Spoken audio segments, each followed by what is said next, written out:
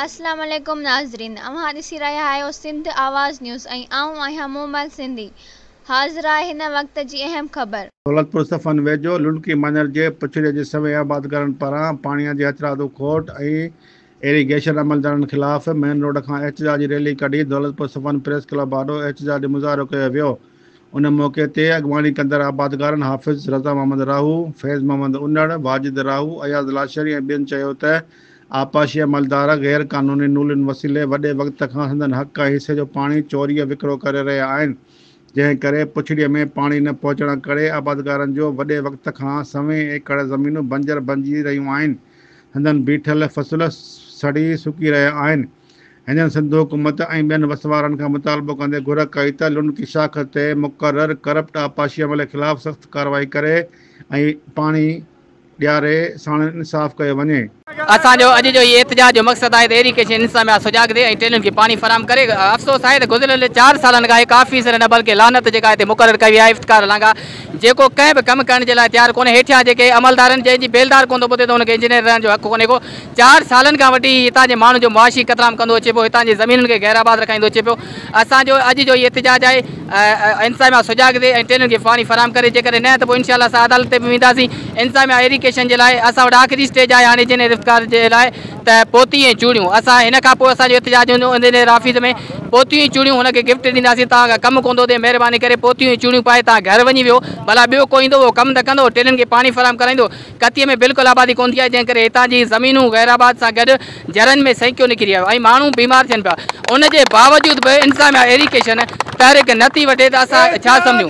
असांजो मुतालबो आहे त असांखे पाणी फराहम कयो वञे। लगातार पुछड़ीअ जे पाणीअ जे खोट जे ख़िलाफ़ हिननि अमलदारनि मोरो रोड़ी डिवीज़न मोरो जे ख़िलाफ़ असां एहतजाजनि में आहियूं, पर हुननि जे कन ते जूं बि कोन थी चुरे।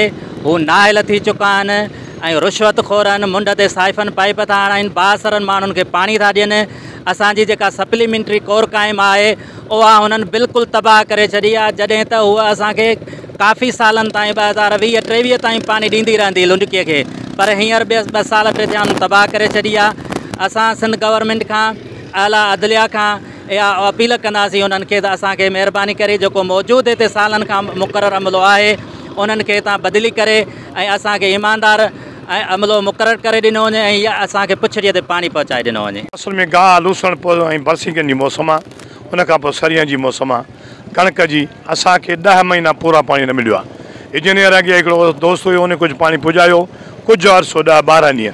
उनखां पोइ लांघा साहब आयो, वरी कोराई सर्वेर दारोगा मचा, वरी ॿिया नवां आया, हाणे को सोलंगी साहब आयो आहे। रुगो आसरा आहिनि, पाणी त असांखे पुछड़े ताईं पुॼे ई कोन थो।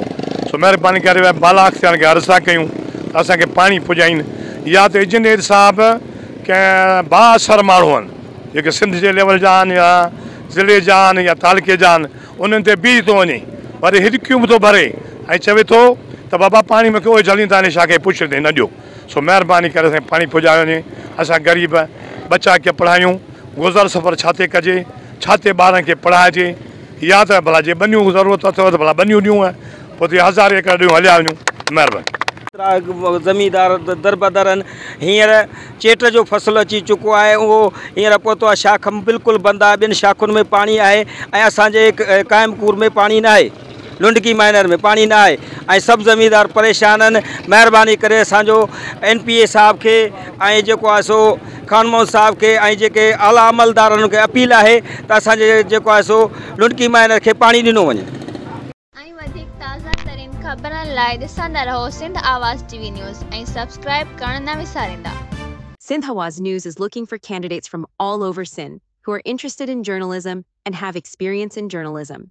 Interested candidates should contact her immediately, and do not forget to subscribe to Sindh Awaz News on YouTube to stay updated at all times.